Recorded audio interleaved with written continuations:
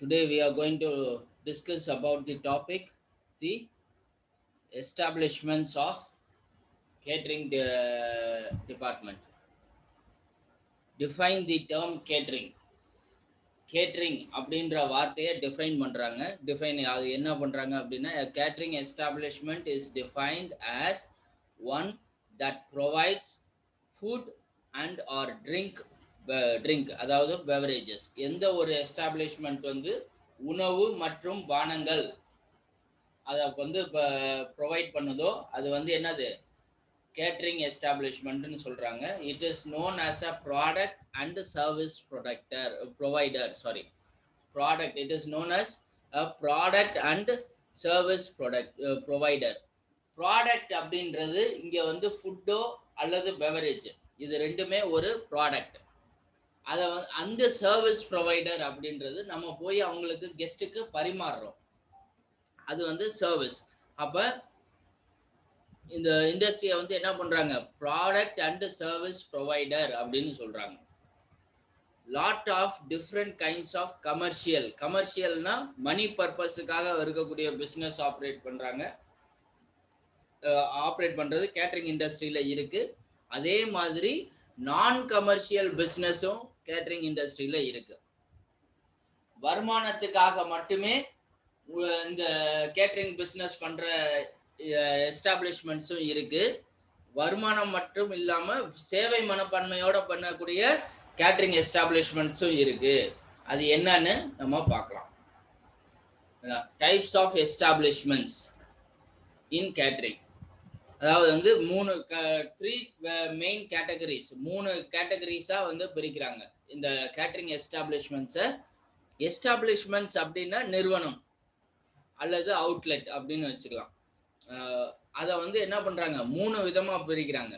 ஒன்று வந்து residential establishment, second one is non residential establishments, third one is non commercial or residential establishment அல்லது welfare catering எஸ்டாப்ளிஷ்மெண்ட்னு சொல்லலாம். ஓகேவா? Residential, non residential, non commercial, residential establishment. First residential establishment அப்படின்னா எந்த ஒரு இடத்துல கெஸ்ட்டுக்கு தங்கக்கூடிய அகாமடேஷன் கொடுக்குறாங்களோ அந்த இடத்துல ஃபுட் அண்ட் பெவரேஜ் சர்வ் பண்ணக்கூடிய கேட்டரிங் எஸ்டாப்ளிஷ்மெண்ட் இருக்கிறத வந்து ரெசிடென்ஷியல் எஸ்டாப்ளிஷ்மெண்ட்ஸ்னு சொல்றோம். நான் ரெசிடென்ஷியல் எஸ்டாப்ளிஷ்மெண்ட்னா அங்க வந்து ஃபுட்டு மட்டும்தான் கிடைக்கும், தங்கக்கூடிய இடங்கள் இருக்காது. கெஸ்ட் வரக்கூடிய கெஸ்ட் வந்து சாப்பிட்டுட்டு மட்டும் போகக்கூடிய வசதி இருந்தா அது வந்து நான் ரெசிடென்ஷியல் எஸ்டாப்ளிஷ்மெண்ட். அடுத்து பாரு, 3வது கேட்டகரியில வந்து நான் கமர்ஷியல் ரெசிடென்ஷியல் எஸ்டாப்ளிஷ்மெண்ட். இப்ப மேல இருக்கிற ஃபர்ஸ்ட் செகண்ட் ரெண்டுமே வந்து கமர்ஷியல் எஸ்டாப்ளிஷ்மெண்ட், லாப நோக்கோட செய்யக்கூடிய ஒரு நிறுவனம். இந்த தேர்ட் டைப் வந்துட்டு நான் கமர்ஷியல், லாபம் அல்லாம இருக்கக்கூடிய ஒரு நிறுவனம், சேவைக்காக மட்டுமே வெல்ஃபேருக்காக மட்டுமே செய்யக்கூடிய ஒரு நிறுவனம். அதுல வந்து பாத்தீங்கன்னா அங்க வந்து ரெசிடென்ஷியல் இருப்பாங்க, கெஸ்ட் வந்து தங்கி இருப்பாங்க, ஆனா தங்கி இருக்கக்கூடிய கெஸ்ட்டுக்காக செய்யக்கூடியது. அதே இது லாப நோக்கு இல்லாமல் செய்யக்கூடியது. இப்ப இதுல வந்து 3 டைப்பா பிரிச்சிருக்காங்க பாரு. ஒண்ணு வந்து ரெசிடென்ஷியல்னா என்னது, அங்க கெஸ்ட் தங்கி இருக்காங்க, தெரியுதா, படுத்திருக்காங்க. அடுத்து வந்து நான் ரெசிடென்ஷியல், அங்க வந்து படுக்கிறதுக்கான இடம் இல்லை, அதை வந்து இன்டூ பண்ணியிருக்காங்க, தங்குறதுக்கான இடம் இல்லை. அடுத்து வந்து நான் கமர்ஷியல்னா என்னது, அங்க வியாபார நோக்கு இல்லை. அப்ப இது வந்து டாலரோட சிம்பிள், அதை கட் பண்ணியிருக்காங்க, வியாபார நோக்கம் இல்லை. இப்போ வந்து அந்த 3 டைப்ல என்னென்ன இருக்கு அப்படின்றத பார்க்கணும். ஃபர்ஸ்ட் வந்து நீங்க இந்த ரெசிடென்ஷியலும் நான் ரெசிடென்ஷியலும் கமர்ஷியல் எஸ்டாப்ளிஷ்மெண்ட்ல வரும். The third one comes under non commercial establishment. ஓகேவா? ஃபர்ஸ்ட் ரெசிடென்ஷியல் எஸ்டாப்ளிஷ்மெண்ட்ஸ்ல என்னென்ன வருது அப்படின்னா hotels, guest houses, holiday parks, farm houses, public houses, bed and breakfast. இது எல்லாமே வந்து ரெசிடென்ஷியல். இது இங்கெல்லாம் வந்து கெஸ்ட் வந்து தங்கி இருப்பாங்க. அந்த தங்கி இருக்கக்கூடிய கெஸ்ட்டுக்காக உணவு தரோம். ஆனா அந்த உணவு வந்து எப்படி நம்ம வியாபார நோக்கோட கொடுக்குறோம். நமக்கு வந்துட்டு ஒரு பிளேட் பிரியாணிக்கு வந்துட்டு எவ்வளோ காஸ்ட் செய்யறதுக்கு, நேற்று சொன்னோம்ல 1 கிலோ பிரியாணி செய்யறதுக்கு 300 rupees ஆச்சா? 1 கிலோ பிரியாணி செய்யறதுக்கு 300 rupees ஆச்சு.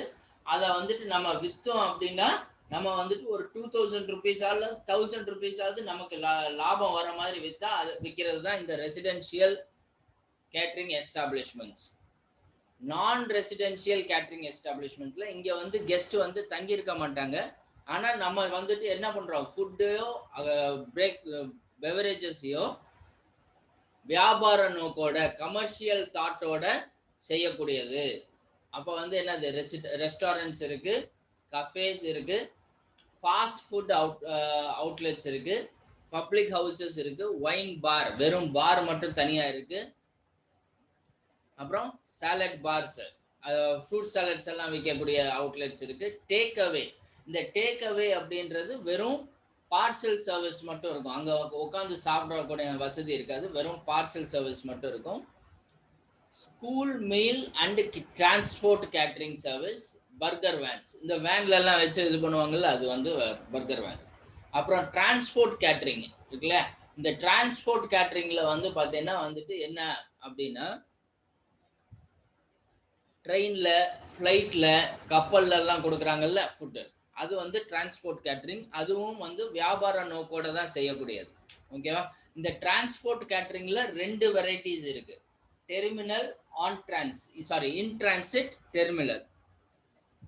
இந்த இன் டிரான்சிட் அப்படின்றது நம்ம வந்து நார்மலா வந்து பார்த்துருப்போம். ரயில்வே ஸ்டேஷன்ல கேன்டீன் இருக்கும், ரயில்வே ஸ்டேஷன்லயே வச்சிருப்பாங்க கேன்டீன்.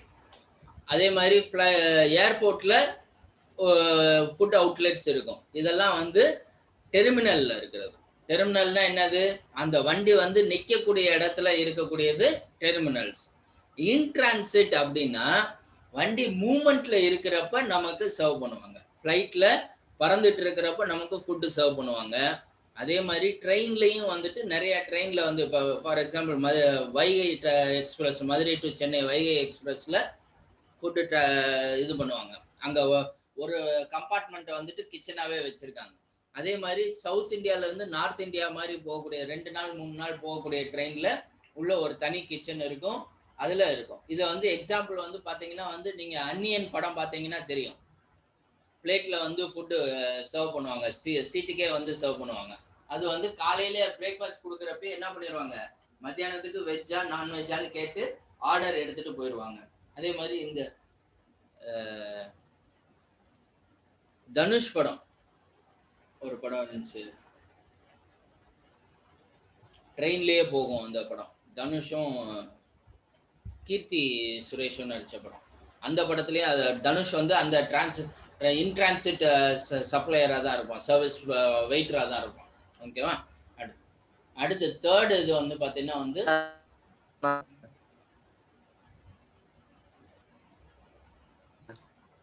தேர்ட் இது வந்து பாத்தீங்கன்னா வந்து நான் கமர்ஷியல் ரெசிடென்ஷியல் எஸ்டாப்ளிஷ்மெண்ட்.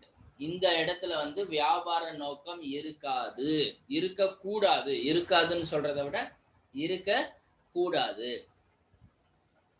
இப்ப என்ன ஆயிடுச்சு அப்படின்னா, ஹாஸ்பிட்டல்ஸ், எல்லா ஹாஸ்பிட்டல்ஸ்லயும் என்ன பண்றாங்க, அங்க வந்து ஒரு ஃபுட் அவுட்லெட் வச்சிருக்காங்க. வந்து தங்கி இருக்கக்கூடிய பேஷண்ட்டோட தங்கி இருக்கக்கூடிய அவங்களுடைய அட்டெண்டருக்கெல்லாம் வந்து என்ன பண்றாங்க, ஃபுட்டு இது பண்றாங்க.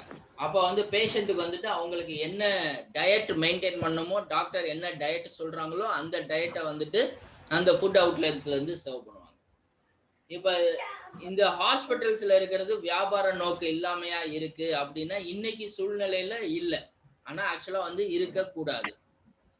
ரெசிடென்ஷியல் ஹோம்ஸ்ன்றது வந்துட்டு இந்த ஆர்ஃபனேஜ், முதியோர்கள் இல்லம், அனாதை இல்லம், இந்த மாதிரி இருக்கக்கூடிய ஆர்ஃபனேஜ்ல இருக்கக்கூடியவங்களுக்கு உணவு தர்றது. அப்புறம் வந்து பிரிசன்ஸ்ன்றது ஜெயில இருக்கக்கூடிய கைதிகளுக்கு கொடுக்கக்கூடிய உணவுல வந்துட்டு வியாபார நோக்கம் இருக்காது.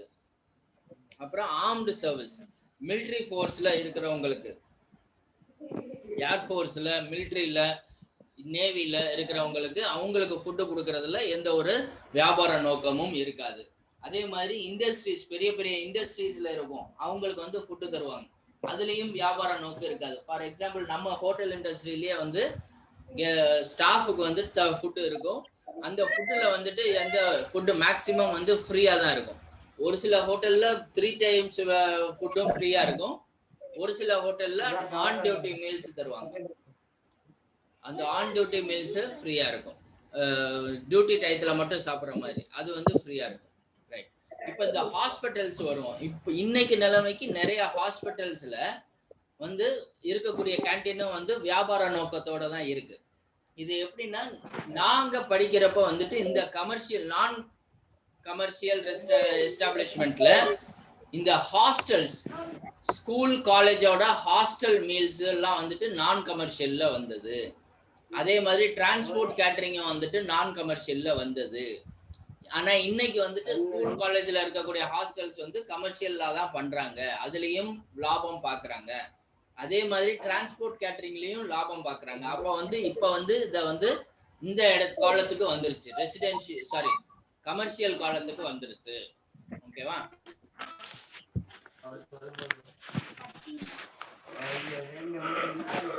தம்பி எல்லாரும் மியூட் போடுங்க, மைக்க மியூட்ல போடுங்க.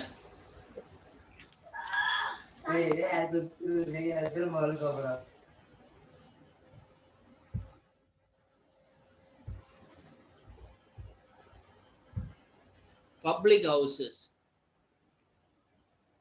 பப்ளிக் ஹவுசஸ் வந்து பாத்தீங்கன்னா இந்த பப் இதை தான் வந்துட்டு என்ன சொல்றாங்க அப்படின்னா பப்ளிக் ஹவுசஸ்ன்னு சொல்றாங்க. இது வந்துட்டு ஒரு பிரிட்டன் கல்ச்சர், பிரிட்டிஷோட கல்ச்சர்ல வரக்கூடியது. மேக்சிமம் வந்து இங்க ஒரு ட்ரிங்கிங் எஸ்டாப்ளிஷ்மெண்ட் தான், ஒரு ட்ரிங்க் மட்டும்தான் இங்க கிடைக்கும். அதே மாதிரி ஒயின் பார், ஒயின் பார்லயும் இங்க ட்ரிங்கிங் தான். ஆனா வந்து இந்த பப்ஸ்ல வந்து என்ன அப்படின்னா அதுல வந்து பெவரேஜஸும் கிடைக்கும், ப்ளஸ் வந்துட்டு அதுக்கான ஒரு சில ஃபுட் ஐட்டம்ஸும் கிடைக்கும். இங்க வந்து ஒரு நல்ல ஒரு மியூசிக் ப்ளே பண்ணிட்டு இருப்பாங்க, தனித்தனியாக டேபிள் சேர்ஸ் இருக்கும், அதுல வந்துட்டு இது பண்ணுவாங்க. ஆனா வந்து பார்ல வந்து பார்த்தீங்கன்னா வந்துட்டு வெறும் ஆல்கஹால் ட்ரிங்க் மட்டும்தான் கிடைக்கும். அந்த ஆல்கஹால் ட்ரிங்க்குக்கான சைட் டிஷஸ் அது மட்டும்தான் கிடைக்கும். அதில் என்ன சொல்றது, அக்கம்பனிமெண்ட் ஸ்நாக்ஸ் அது மட்டும்தான் கிடைக்கும். பெட் அண்ட் பிரேக்ஃபாஸ்ட், இந்த பெட் அண்ட் பிரேக்ஃபாஸ்ட்ன்றது வந்துட்டு அது வந்து சின்ன ஒரு லாட்ஜ். அதில் வந்து பார்த்தீங்கன்னா வந்துட்டு நைட்டு வந்து கெஸ்ட் வந்து தங்குவாங்க, நைட்டு அவங்களுடைய டின்னர் எல்லாம் முடிச்சுட்டு வந்து தங்குவாங்க. காலையில் போகிறப்ப வந்துட்டு ஏதாவது ஒரு பிரேக்ஃபாஸ்ட் அந்த எஸ்டாப்ளிஷ்மெண்ட்டில் அவங்க என்ன செய்து கொடுக்குறாங்களோ அதோட அது மாதிரி ஏதாவது ஒரு பிரேக்ஃபாஸ்ட் மட்டும் சாப்பிட்டுட்டு பிரேக்ஃபாஸ்ட் முடிச்ச உடனே ரூமை வந்து வெக்கேட் பண்ணிட்டு போயிடுவாங்க. இதுதான் வந்து பெட் அண்ட் பிரேக்ஃபாஸ்ட் சிஸ்டம் சொல்கிறது. இதை ஷார்ட் ஃபார்மாக வந்து பிஎன்பின்னு சொல்லுவாங்க. இதில் வந்து மேக்சிமம் அதிகமாக வந்து பார்த்தீங்கன்னா வந்து 10 பெட்ரூம்ஸ்க்கு மேலே இருக்காது, அவ்வளோதான். இது வந்து நம்ம நார்மலாக வந்து வீடுகள்லேயே நல்ல டூரிசம் நிறைய ப்ரமோட் ஆகக்கூடிய இடத்துல வீடு இருந்துச்சுன்னா நம்ம வீட்லேயே மாடியில் 2 ரூம் 3 ரூம் இருக்கிற பட்சத்தில் நம்மளே ஒரு சின்ன பிஸ்னஸ் மாதிரி ஆரம்பிக்கலாம்.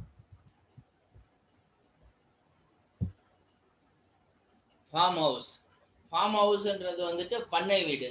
இங்கே வந்து பார்த்தீங்கன்னா வந்துட்டு ஒரு பெரிய தோட்டம் இருக்கும், அந்த தோட்டத்தில் வந்துட்டு நடுவில் வந்து வீடு வச்சுருப்பாங்க. அங்கே விளையக்கூடிய வெஜிடபிள்ஸு, அங்கே விளையக்கூடிய இதை மட்டும் வச்சு, அங்கே கிடைக்கக்கூடிய இன்க்ரீடியண்ட்டை மட்டும் வச்சு ஃபுட்டு ரெடி பண்ணி சாப்பிடுவாங்க. அதுதான் வந்து ஃபார்ம் ஹவுஸ். இன்னைக்கு வந்து ஃபார்ம் டூரிசம்னே நிறைய வந்துருச்சு. நிறைய பேர் வந்துட்டு பணக்காரவங்க என்ன பண்ணுறாங்க, இந்த மாதிரி கொடைக்கானல், ஊட்டி இந்த மாதிரி பெரிய பெரிய டூரிசம் இதில் வந்துட்டு பண்ணை வீடுகளில் போய் தங்கிடுறாங்க. ஒரு 2 நாள் 3 நாள் அல்லது ஒரு வாரம் தங்கி எந்த ஒரு டிஸ்டர்பன்ஸும் இருக்காது, மொபைல் நெட்வொர்க்கு கிடைக்காத இடமா இருக்கும்.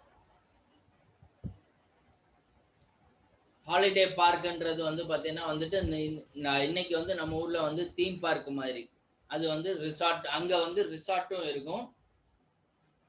நம்ம ஊரில் தீம் பார்க்கில் வந்து காலையில் போயிட்டு சாயந்தரம் வந்துடுறோம். ஃபாரின் கண்ட்ரீஸில் வந்து ஒரு 2 நாள் 3 நாள் தங்கி இருந்து எல்லாத்தையும் ஏறி இறங்கிட்டு போகிறது. அது ஆனால் கொஞ்சம் கொஞ்சம் காஸ்ட்லியா இருக்கும். கெஸ்ட் ஹவுசஸ் நார்மலா தெரியும், பெரிய பெரிய ஆர்கனைசேஷன்ஸ்ல கெஸ்ட் ஹவுசஸ் இருக்கும். அந்த ஆர்கனைசேஷன்ல வந்து பாத்தீங்கன்னா வந்துட்டு இப்ப பெரிய கம்பெனி இருக்கு, டிவிஎஸ் இருக்கு, ரிலையன்ஸ் இருக்கு, இந்த மாதிரி பெரிய கம்பெனிஸ்ல வந்துட்டு இப்போ ஃபார் எக்ஸாம்பிள் உங்களுக்கு புரியுற மாதிரி சொல்லணும்னா வழுதூர்ல பவர் பிளான்ட் இருக்குல்ல, அந்த மாதிரி வழுதூர் பவர் பிளான்ட்லயே வந்துட்டு வெளியில இருந்து வரக்கூடிய ஆஃபீஸர்ஸ் வந்து தங்குறதுக்கு கெஸ்ட் ஹவுசஸ் தனியா வச்சிருப்பாங்க. அந்த கெஸ்ட் ஹவுஸ்ல ஃபுட்டு அகாமடேஷன்லாம் கொடுப்பாங்க, ஃபுட்டெல்லாம் ரெடி பண்ணி கொடுப்பாங்க. அதுதான் வந்து கெஸ்ட் ஹவுசஸ் சொல்றது. அடுத்து ஹோட்டல்ஸ். இதுல வந்து நிறைய கேட்டகரிஸ் இருக்கு. நம்ம லாஸ்ட் கிளாஸ்ல பார்த்தோம், 5 ஸ்டார்ல இருந்து 4 ஸ்டார், 3 ஸ்டார், இந்த மாதிரி ஸ்டார், ஒவ்வொரு ஸ்டார் கேட்டகரியிலையும் ஃபுட் இது வந்து மாறும். ஃபுட் F&B டிபார்ட்மெண்ட் வந்து வித்தியாசப்படும்.